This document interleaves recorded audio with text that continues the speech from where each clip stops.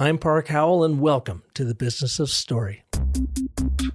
I thought it was just a stupid picture of a pig in the ocean. But after hearing that story, I had to have it. Now I wasn't just buying a picture, I was buying a story. Story literally made the picture worth more money to me. That's what businesses are about. People buy brands, people buy stories much more than anything else. I work with a lot of big enterprise companies, but let's just say I always tell folks, drop the PowerPoint, close your laptops, start with your story. If you want people to get engaged and you want people to act, you have to tell them an emotionally powerful story. That's with great characters, it's with uncertain outcomes, and it's with high stakes and drama. All business strategy is a story.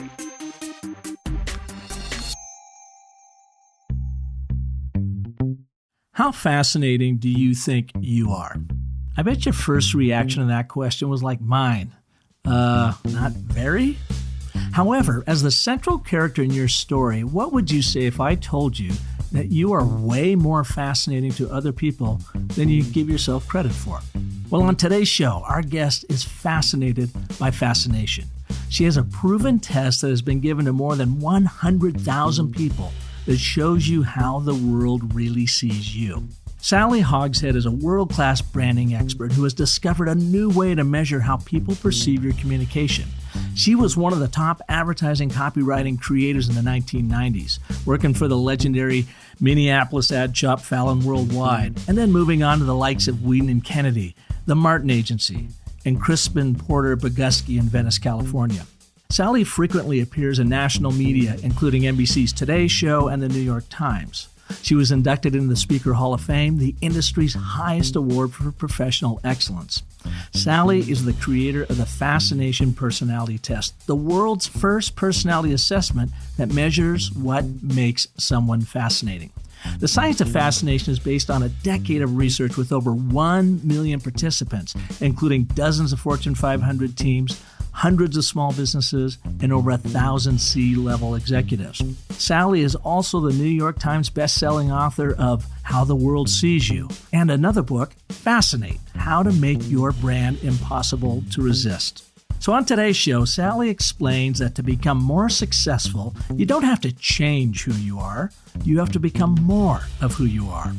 We'll cover why being different is better than being better in our cluttered world, the 2 storytelling characteristics of high performers, and how to find your authentic voice and have the courage to use it to resonate with audiences from the point of view of how they see you. Plus, near the end of the show, Sally provides you with a secret code that unlocks your own Fascination Advantage assessment for absolutely free. That's right. Take the test and learn, perhaps for the very first time, how the world really sees you. I'm betting you'll be pleasantly surprised. I know I was after I took my Advantage assessment. And stick around for one more treat. The most authentic Tarzan yell you have ever heard since Carol Burnett. That's right. Believe me, you're going to find Sally and this show, well, fascinating. Sally, welcome to the show. Hey, thank you, Park. I am psyched to be able to be here. You know, I first learned about you about, a year or so ago. I was listening to Jay Baer. He was giving a presentation, and he said a line that he quoted to you that I've never been able to get out of my head. It's just lodged in there. And I think that line is different is better than better. Yes, different is better than better. You know what's interesting, Park, is we already know with brands and with products and services, we have to differentiate. That's kind of like branding 101. But we don't really think of ourselves that way. We think of ourselves in terms of how can we make ourselves better than our competition? And the problem is that in a competitive world in which all the standards are rising, it becomes that much harder to become 0.01% better. I was just reading about how many people were turned down from top colleges, even though they had a perfect SAT score. And it just shows that if you don't have something that can stand out on a college application to demonstrate an experience that you've had or a built-in talent or relationships that you've built, then you're not going to get into the college. And the same is true for all of us. If we're creating a story and that story doesn't have something that allows us to show our like weird and wonderfulness, then it's going to be pretty much a commodity. Well, and the 3 things you just said there: experience, talent and relationships, those are all based on stories, events, moments in our life, not the data of our curricula vitae of how we got there with our numbers, but they're looking for that experience within the person, and that all starts with story. And, one of the things I love about the work that you do is that the concept of story used to be thought about in a really literal way. Where did you grow up? I mean, think about the classic interview when you sit down and you're across the desk from somebody, kind of the old school interview, and it's, so tell me about yourself, which is like, what a terrible way to start a conversation, right? And so we sort of had these over-rehearsed stories. But the way you describe it is that there's something so much deeper in there, in that what is the message that you have to say? What is the message that you can share with the world that nobody else can, that can make a difference in the lives of the people who hear that story? And that's not going to be your resume. It's going to be something much deeper and much harder to identify, but much more fulfilling and joyful to share. Yeah, so let's go in the Wayback Machine and tell us a little bit about your background. I mean, you were one of the top, if not the most highly awarded copywriter back in the day as you came up through the advertising marketing field. Can you give us some, where did this all start for you? When I was growing up, I was always slightly uncool because I always saw things through a lens of how can we be creative and tweak it. And people didn't really know what to do with that. And so it was kind of, it's not affirming to have the fascinating and creative parts of yourself shut down. And so, anybody who's creative has probably experienced this. I remember when I was in, when I first started in high school, a teacher wrote on a report card for a pre-algebra class. She said, Sally's very creative, but we need to teach her how to stop doing that and follow the rules. Well, of course at the time I was crushed, and my parents, were like, Sally, quit being creative and follow the rules. But it's the very thing that makes us not follow the rules, that not fit into a one-size-fits-all formula that first of all become our story, and second of all make us fascinating. So when I graduated from Duke University, and then I went into advertising, and it took me a while to get a job, kind of for the exact same reason that when you go into advertising, you do what's called a spec portfolio. You might already be familiar with this. If you're a junior and you haven't already worked on big accounts, you have kind of a wonderful free rein to be able to say, if I could work on any account, which one would it be? And so, it's Nike, Coca-Cola, and then do speculative ads. And my ads were always kind of strange and really irreverent and sometimes a little bit shocking.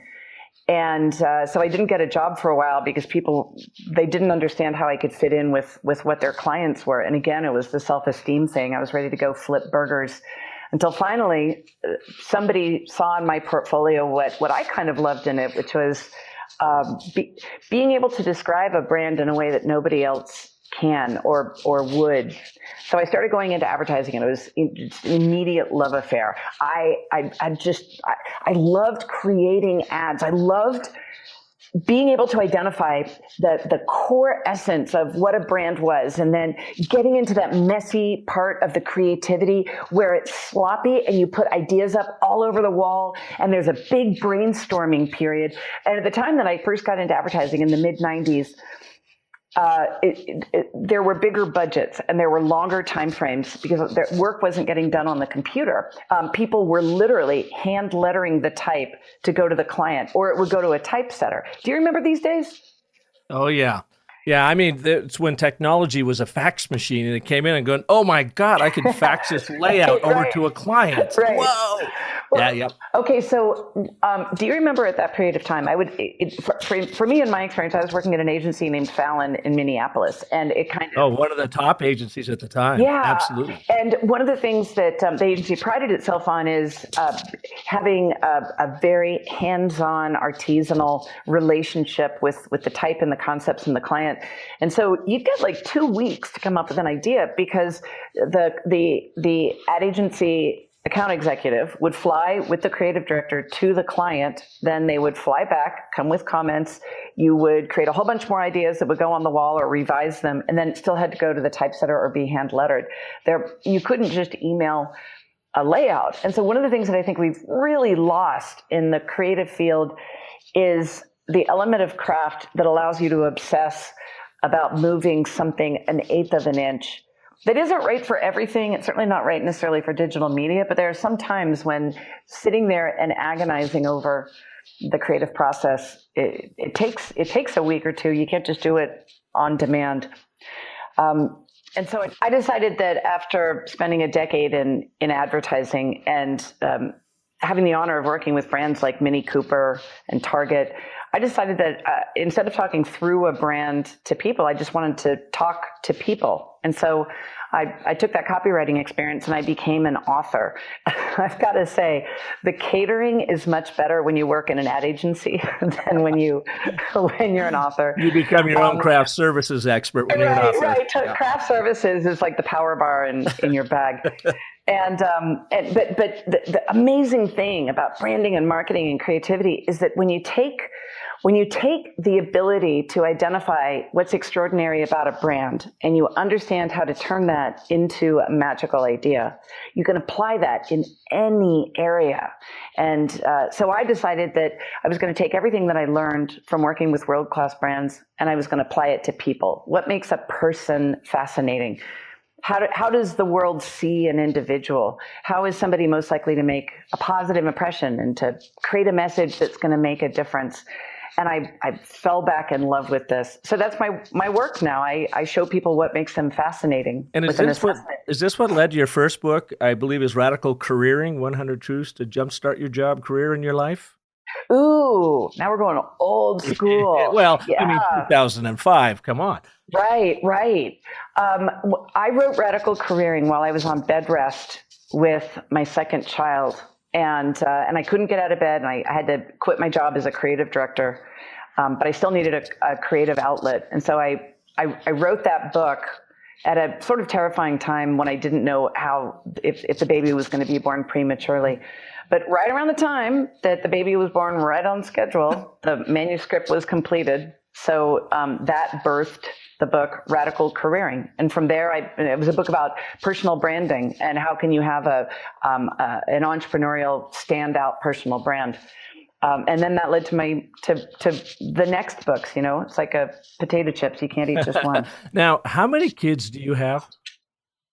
Did I read this right? Yes. My husband and I are a blended family, and we have 8 kids. 8 kids. Well, and I'm one of 7, so I can connect with the big family and the individual brands that become, each person in there. And you talked a bit in your book, your book on how the world sees you, about your life as a dancer, young, when you were trying to compete with your brother and your sister and trying to find that place that you really stood out. I thought that was interesting because I could completely relate to that. I was one of 7 in 9 years, so we were all packed together, and you all take on a role, and you got to find that unique, fascinating character, don't you? And don't we all have to? I mean, this kind of goes back to what we were talking about at the very beginning, Park, about different is better than better. And it's true if you're a product in a commoditized environment. It's true if you're a person in a cluttered field. And in a certain way, it's true if you're in a big family.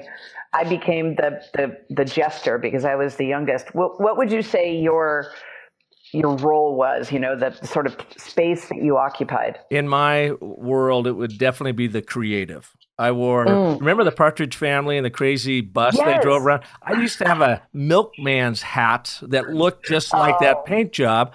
And I would wear that around all over the place. I'm talking, 2nd, 3rd, 4th grade. And my brothers would look at me like, what in the heck, Park? I played the piano when I was little. I started in the 3rd grade. I got a degree in music composition theory. I followed the arts all the way through. And my family my dad's a civil engineer. When I was born, there was a civil engineer that was a mentor to him, a Norwegian fella up in North Dakota, and his first name was Park. And I guess he passed away roughly about the time I was born, so I got his namesake. That's where my name Park comes from. But now remember, that's great. This is a Park in amongst a Dan, Melody, Tom, Steve, Chris, and Mike, and then Park. So, I automatically had this moniker on me, and I don't know, creativity is what I've always been about. I've always been fascinated literally with how creativity works on us. First through music. I always wished I could draw or paint, but I never was any good. In fact, I was just looking at we're in a move, and I was just looking at some artwork I did like in kindergarten, and it's horrific. I'll have to take some pictures and post it. But as a writer, Was it better? What's that? Was it better than the milkman hat? No, the milkman hat definitely overtook that. But I'm definitely in a family now of construction managers. There's a vet, a horse veterinarian doctor. There's a horseshoer. My sister trains horses, and my other brother is a physical therapist. I'm always been in the creative commerce world, so definitely the creative side. Do you find that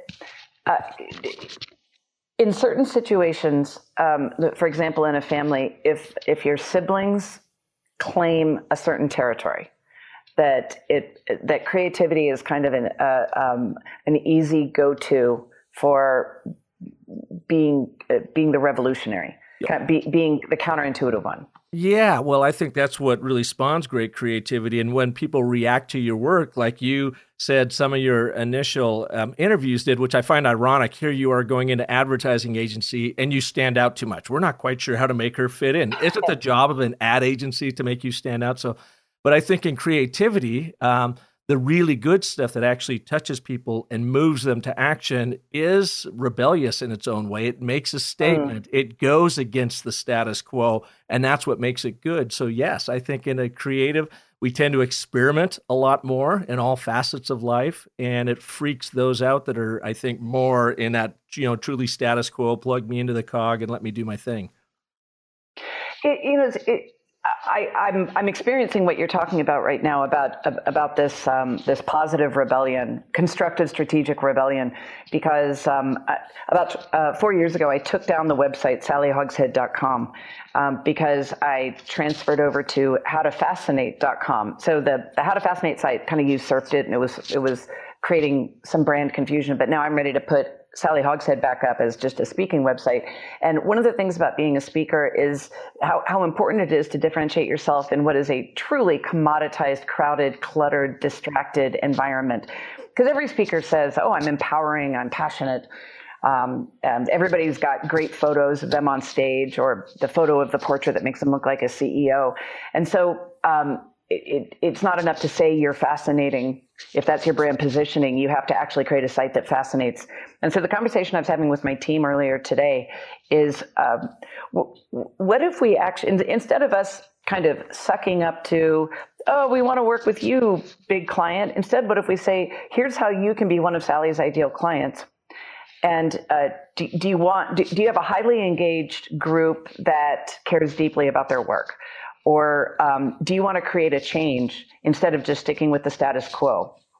And speakers don't typically do that because they're so excited to get the next gig that there's a power imbalance. I think that's something that for all of us within our story, how important it is for us to think, who's our reader or our listener? Who's most likely to respond to the message, and then to not be afraid to polarize the rest. If you try to be all things to all people, you end up being nothing to anyone. We know that that's true in branding, but a lot of times when we're developing our story, we want to be liked instead of being remembered. Well, in your book, too, I'll read it here. It says, your personality has a specific advantage. When you communicate according to this advantage, you will be more likely to add distinct value. Now, that seems so easy and so simple. I heard someone else on stage, be yourself and you'll have absolutely no competition. But we tend to be, like you said, too, being a chameleon, that like once we get in a group, oh, I don't know if I really want to stand out. Let me sort of blend in and go along with it. And yet it's just the exact opposite we need to do. This might be a good time for me to be able to talk with you about what makes you fascinating. Hey, now, wait a minute. Whose podcast is this anyway? Yeah, right. Give me that mic. Well, I took your test. Thank you so much for sending it over. And I've done DISC and I've done Trendsetter, or Strength. I'm sorry, StrengthsFinder, Myers-Briggs, and all that stuff. And so I go, oh, here we go again. And I answer the questions and I go, come on. I mean, what can you really tell about this? Well, Then I get this extraordinarily detailed report, including videos of you talking to folks like me that it came out as the trendsetter archetype. Mm. And I shared it with my wife, Michelle, and I said, do you really think this is the way the world sees me? And you know what her response was? Duh. Duh. She goes, spot on, and that's why I love you. So, I mean, what more could you ask from that? But it was fascinating. Your fascinating assessment was fascinating. And the one thing that threw me on it, maybe you can take me through this a little bit, is it says my top modes of communication are innovation and prestige. Now, prestige is not a word I would ever associate with myself until I had a conversation with my wife last night, and she says, well, of course, think about how you behave here, and here. And then you said in the report that what my weakness is trust. And I took that to meaning I'm not trustworthy, but I really go out of my way to be trustworthy. So that's where I got a little confused, but it was really fun to kind of look through this and say, this is really the way the world sees me, huh? Well, let's take a look. Let's take a look at those terms and those categories, so that you can understand, but also so that we can understand what does it mean to measure how other people see you at your best. So can I take a step back and just describe what it means to be fascinating? Absolutely, please do. Sure. Yeah. The word fascination is one of the oldest words in written language. And in Latin, it's fascinare, and it means to bewitch or hold captive, so your listener is powerless to resist. And I thought, when I first read that, I thought, yeah, that's cool. And so I began looking into the history and the biology and the neurology of what does it mean to be in a state of fascination. And what I found is that when you successfully fascinate your listener, they're connected to you, and they're far more likely to remember you and buy from you and hire you, but also to champion for you. So the assessment that I created, the Fascination Advantage, it's not based on psychology like DISC or Myers-Briggs. It's based on branding and the principles of a focus group. How do other people see you at your best? Now, you have a primary and secondary advantage. After you took the assessment, Park, you answered 28 questions, and you got a report that said the way in which you are most likely to fascinate somebody, to impress and influence them, is first of all innovation. Now, that's a pretty easy word to embrace, isn't it? Mm-hmm. Definitely. Yeah, but innovation, being able to be creative and being game changing. The second word is prestige. When I created the assessment, I made a decision that I was going to use words that people already had an emotional connotation to instead of MR6. Like you already know what it means. But one of the problems with words is we have different connotations. And so with the word prestige, it's about higher standards. So let me ask you this. Do you find that when you're working on a project, you're more comfortable trying to keep pushing yourself to raise the bar instead of just doing something that's fast and easy? Yeah, definitely. And which then leads me to maybe overwork, something you had talked earlier about being able to look at those galleys back in the day and move the copy by a quarter of an inch and really do the craft. I tend to maybe sometimes overcraft things, but I take very much of a craft approach to story. And when we were talking about craft a moment ago, it's not just being creative, but it's about making sure that it's going to be something truly excellent, as opposed to just throwing it out there the way some we've seen before on infomercials or internet marketers, where it's not a game of perfectionism. The trendsetter is really good at being able to see what's coming next. That's why it's named the trendsetter. Doesn't necessarily apply to clothes or hairstyle. It's more about being able to see where things are going, being able to look around the corner, and then elevating the bar. Now, your dormant advantage, it's not a weakness. It means that it's the one that sometimes can feel for you the most exhausting. I also have dormant trust. And here's what that means. I don't like getting locked into a pattern. I don't like to have to follow a rigid schedule. I don't want to do the same thing over and over again. Trust is about stability. It's about coming into the office, doing the same thing day to day, drawing upon the past to decide what you're going to do in the future. Trust personalities tend to be really good at in roles like being a financial advisor, being an accountant. they tend to not be the ones in the creative department who are coming up with something new. They're really uncomfortable with chaos. They tend to not like brainstorming.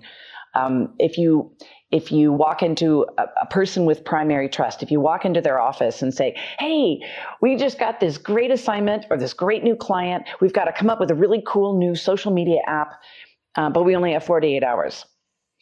For somebody with primary innovation, that would probably seem like a really cool assignment. Would you enjoy that assignment? Yeah, I'm with you. I embrace chaos because my entire life is nothing but chaos. Yes. But for a trust personality, they would say, give me time, give me the strategy. I want a couple of weeks to think this through. And I want to be able to have a team who's around me. So for all of us, when we think about differentiating ourselves, it's not watering ourselves down. Now, that doesn't mean that you're not trusted. It just means that when we look at the different ways that you could fascinate somebody, don't focus on trying to rigidly follow the rules.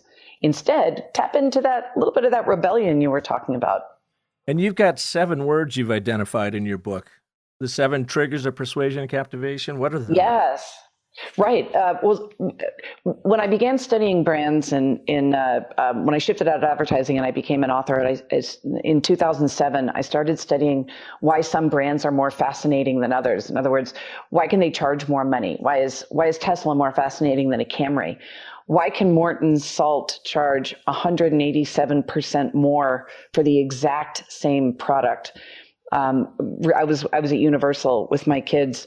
And there was something that they sold in the store that was called dinosaur snot. And dinosaur snot was lip balm, but it was kind of like a cool color and it had glitter. But the dinosaur snot cost like $12 for a little tube that I could go pick up at a drugstore for less than $1. But it was the fact that they kind of created a fascinating story around it that elevated the perceived value because it gave it a story, a brand story. And so in the same way, when I started looking at what makes these different things fascinating, I discovered that there were 7 different categories.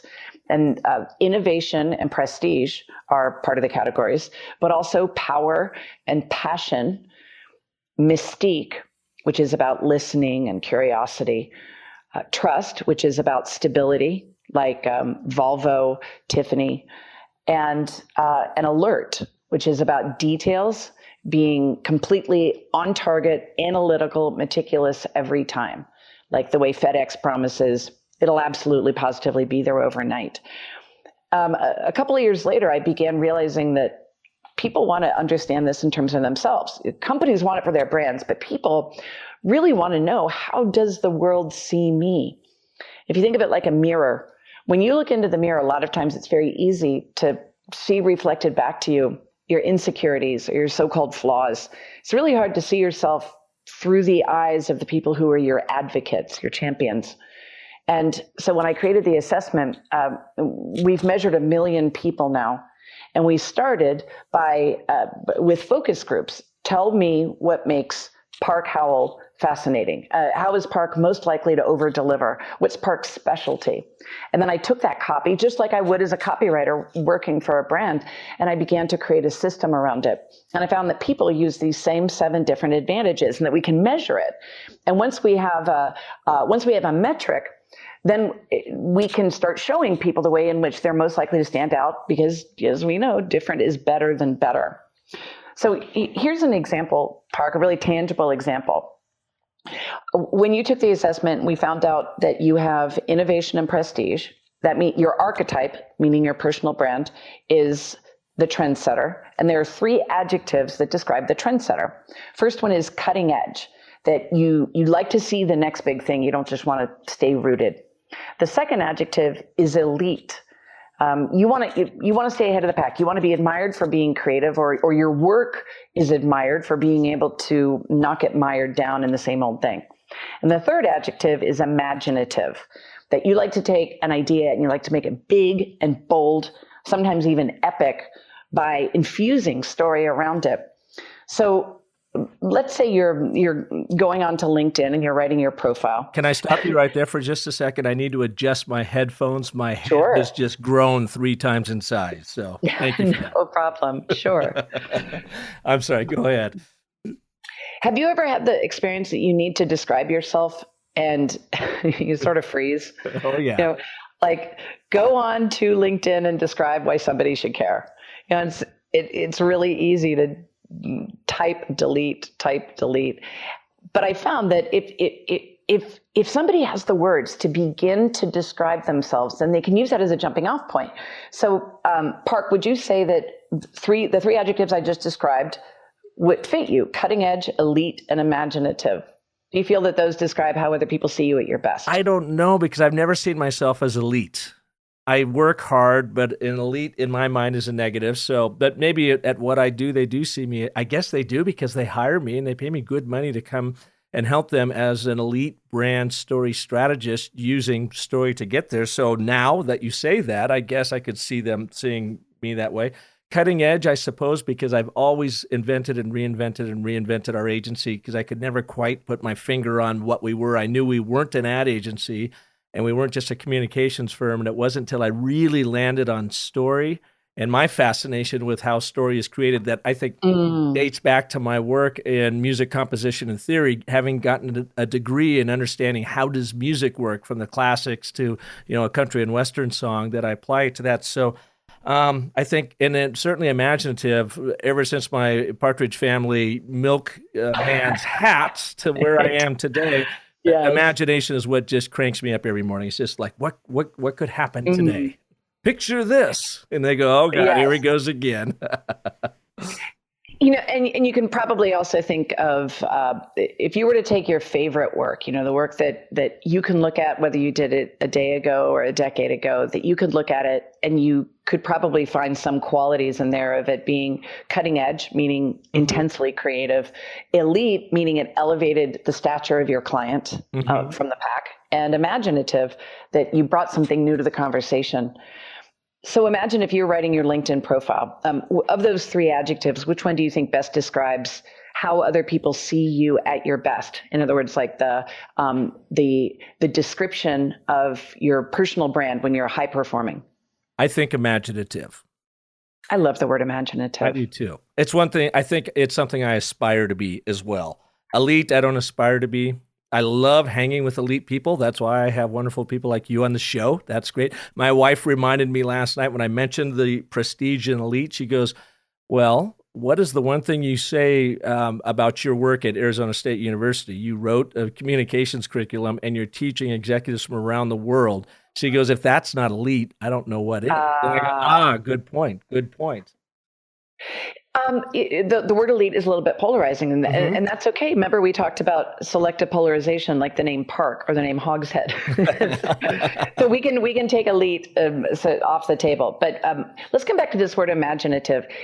If you had to write a LinkedIn profile or introduce yourself, if you were to use language around imagination, I love to create bold ideas that people notice and remember and care about. I don't want to keep doing the same thing over and over again.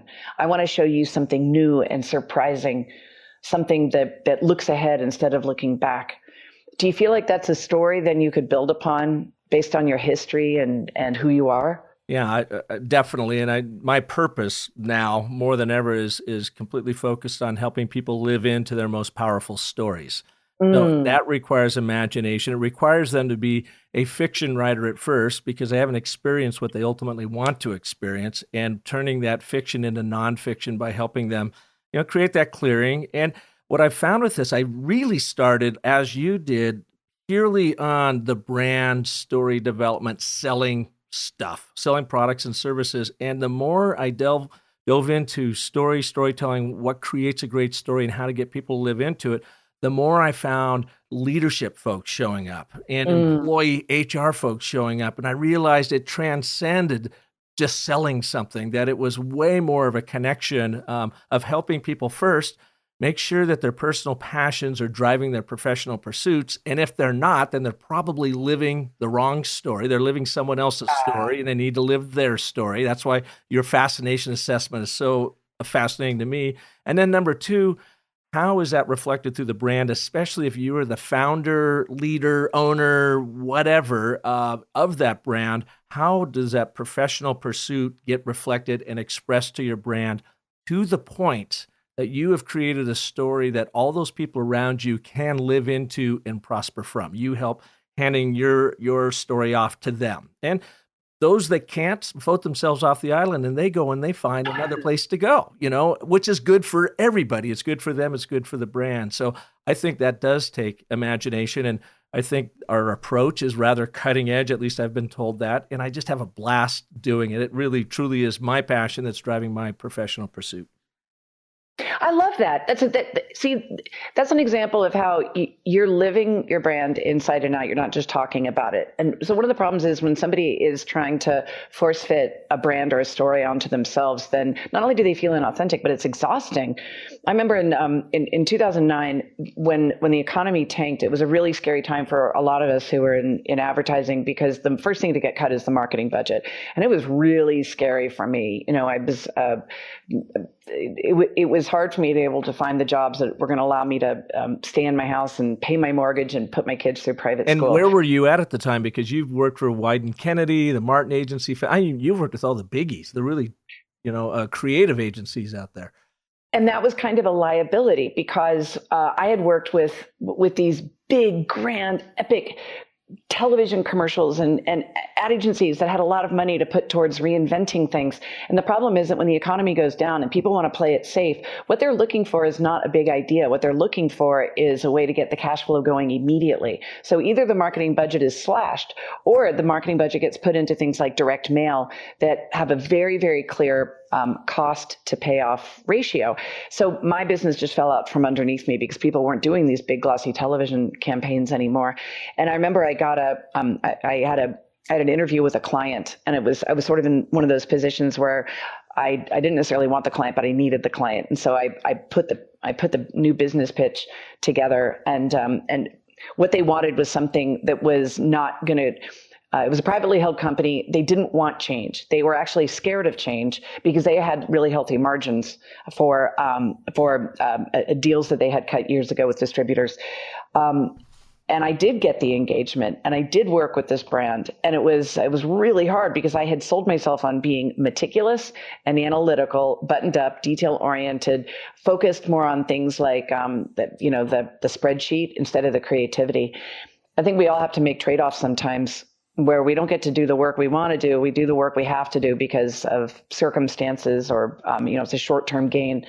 But it was one of the darkest times of my professional life, because when you can't be the person that you are at your best, when you're being evaluated according to criteria that are simply not how you can show up at your best, and it's not how you can be enlivened and empowered by your work, then it's deeply demoralizing. And this is what happens when people are in a job position, when they're somehow HR slotted them over to the accounting department, or over to the media buying department, or an entrepreneur who hasn't carved out some kind of a specialty so that the right clients are finding her. This is what happens. And this is why it's so important for people to identify what makes them fascinating, and then turn that into a story that is going to attract the right clients, but selectively polarize the ones that are not going to be right.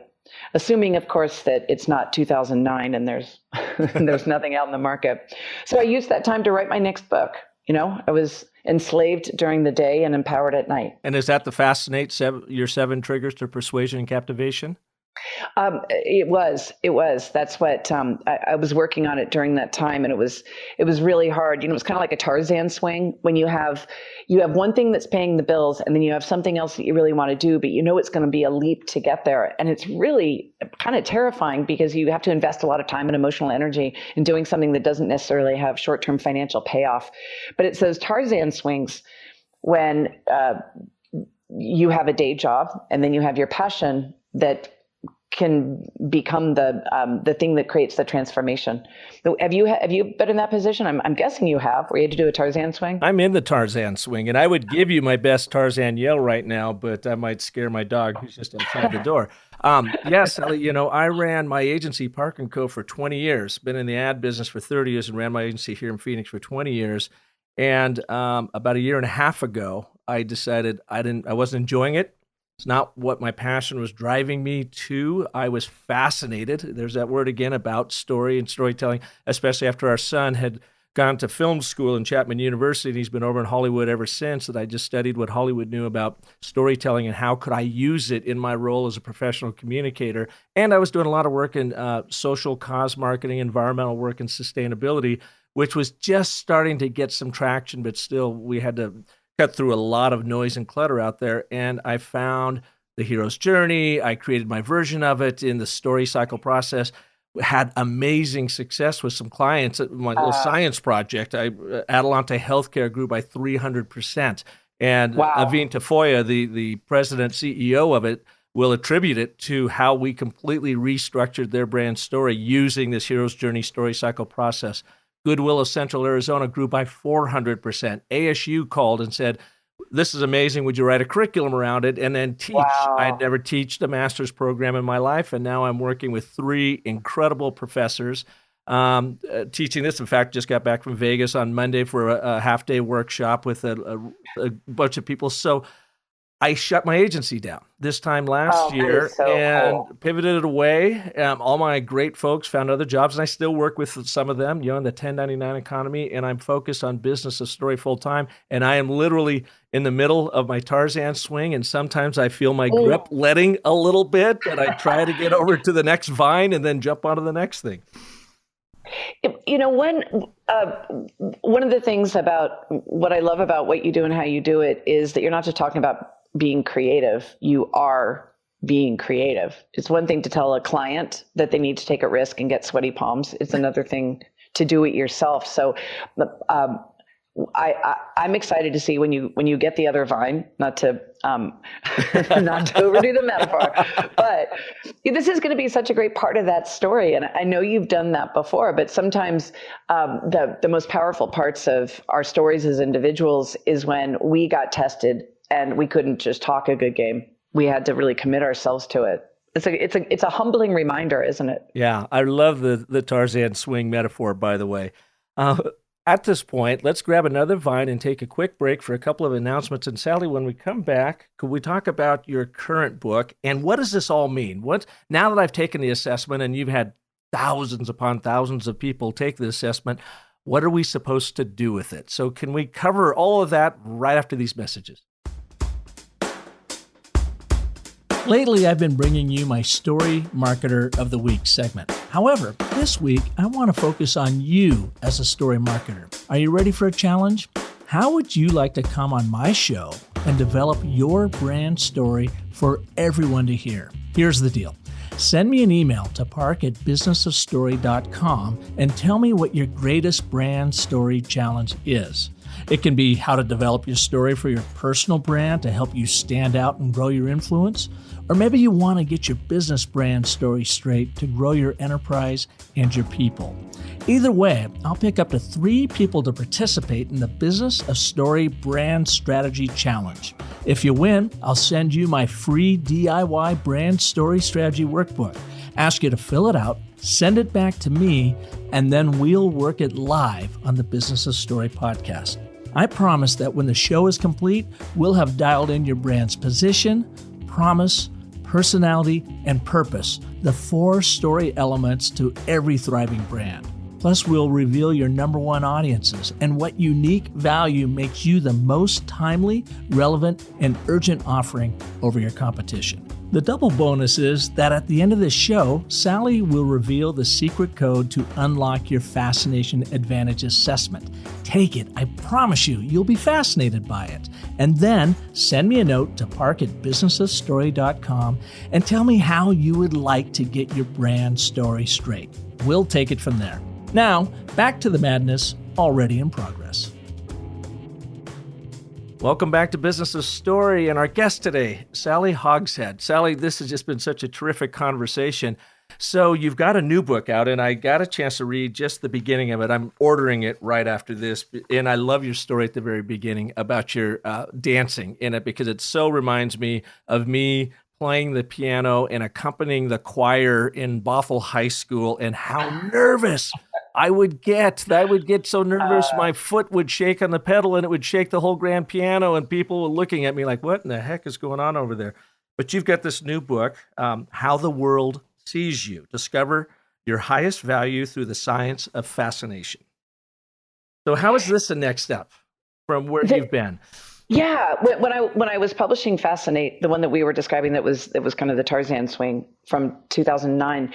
When I was publishing that book, there's a period of time when the book has to go off to the publisher, and it takes about 4 months for the book to be printed. And during that time, you can't make any changes. And are you the same as me? You like to keep tweaking stuff and why don't you experiment with that? And so during that time, the way I kept from shoving a mechanical pencil in my eye was I created an assessment that was about people instead of brands. And I did it sort of as a way to launch Fascinate through people, like a social media way for people to share. And then all of a sudden I realized that there was more interest in the assessment than there was in the book. And we had 30,000 people do the assessment in something like 2 months.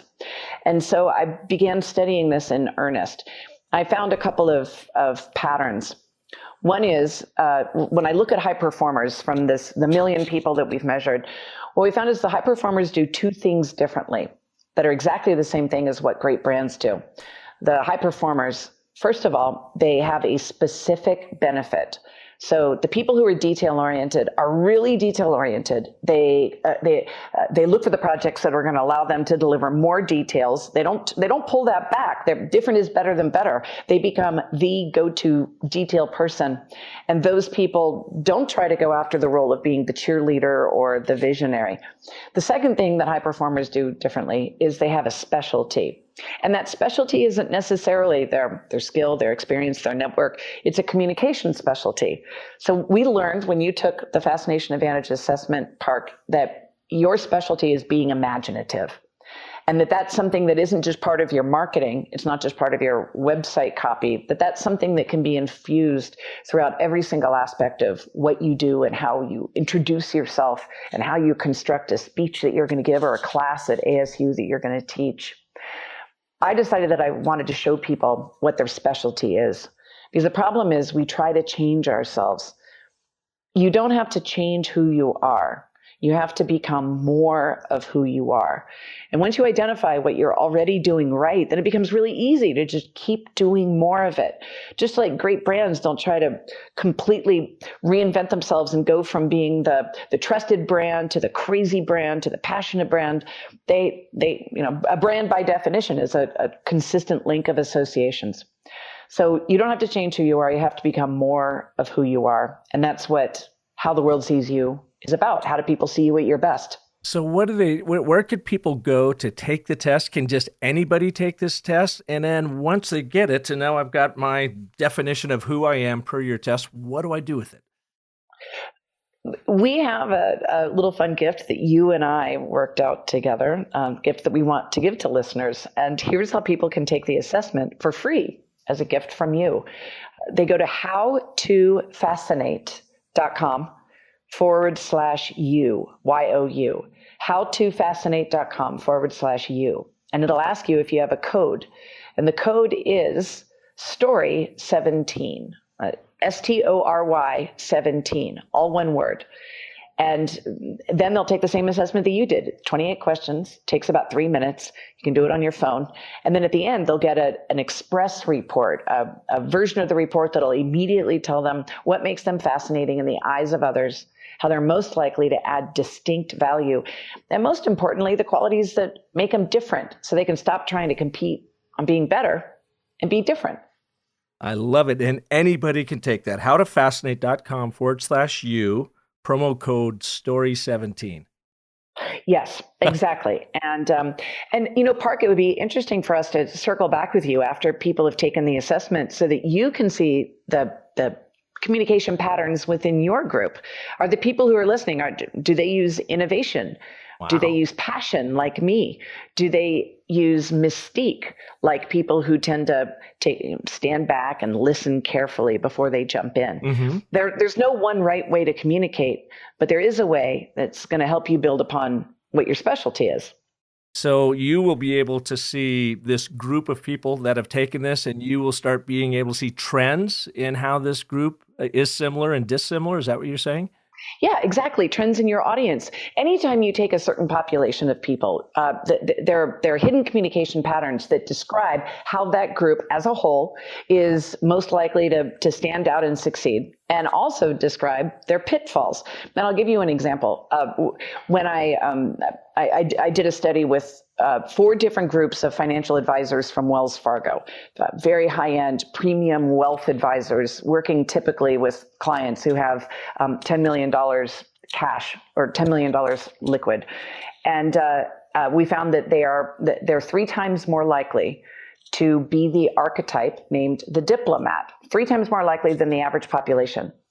On the other hand, people in HR tend to score really high in alert. They're detail-oriented. They want to prevent problems and create safety. You know what? I have one other thing that I want to make sure we add as people do the assessment. Can I jump in? Absolutely. Can I take the mic back for a sec? I think it's cool, Park, to think about how sometimes the story doesn't have to be our story. When each of us, if we're working with a client, we're doing anything oriented on marketing or we're writing a magazine article, et cetera, it doesn't have to be our voice. It could be the voice of the brand or the voice of the reader. So one thing I recommend people do is to take a look at the system, thinking about, say I'm writing a magazine article and it's a travel article. Do I want to be super detail oriented, like the alert advantage? And if so, if I go and I look at the matrix, how do I pull out the words that describe that, like practical, independent, analytical, on target, purposeful? Then that helps me kind of shape up what my creative brief is. On the other hand, do I want to write a travel article that's about being big and bold and passionate and emotive and theatrical and emotionally intelligent and stylish? Well, that's going to be a completely different style of article that may work in 2 different types of publications. And the same is true when we work on a brand. The brand isn't necessarily your voice, but you can start to understand what your options are when you look at these 7 different brand advantages.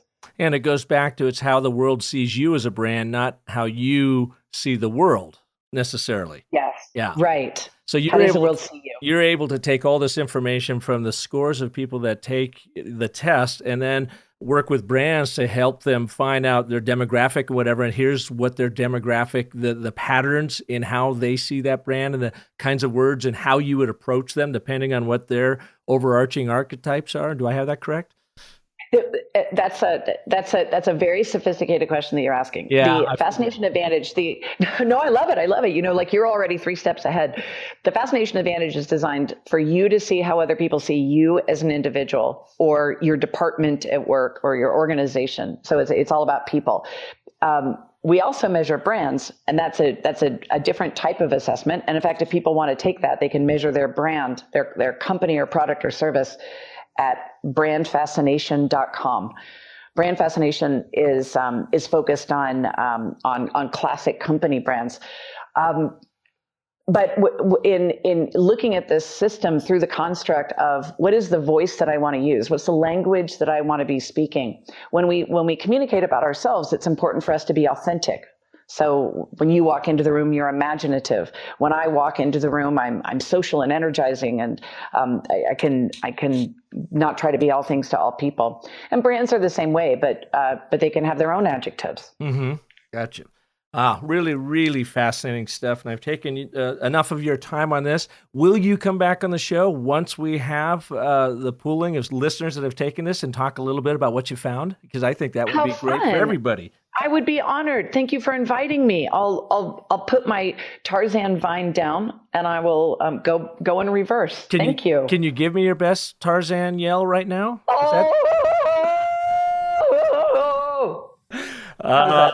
You're way braver than I am. Thank you for that, Sally. And thank you for being on Business of Story. This has just been exceptional.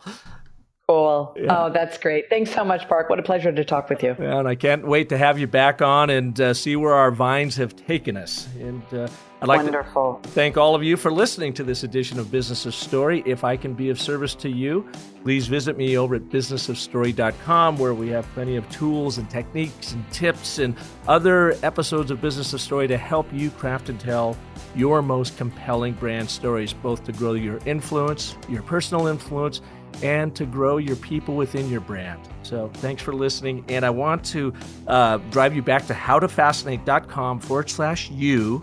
Put in the code STORY17 and take the test. It takes, literally a minute or 2 or 3 to get through it.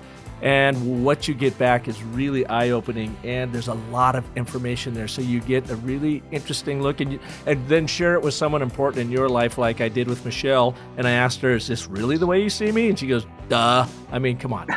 What better is that? So thanks for listening, and we'll be back next week with another fascinating story artist. And until then, have a wonderful life.